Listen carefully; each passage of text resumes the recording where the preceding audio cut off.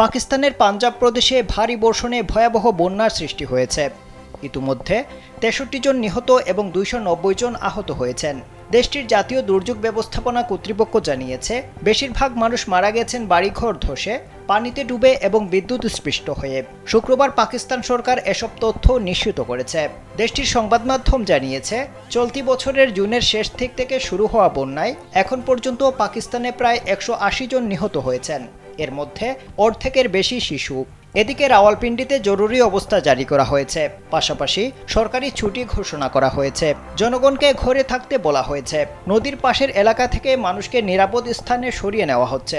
বন্যার কারণে পাঞ্জাব জুড়ে একাধিক এক্সপ্রেসওয়ে বন্ধ হয়ে গেছে।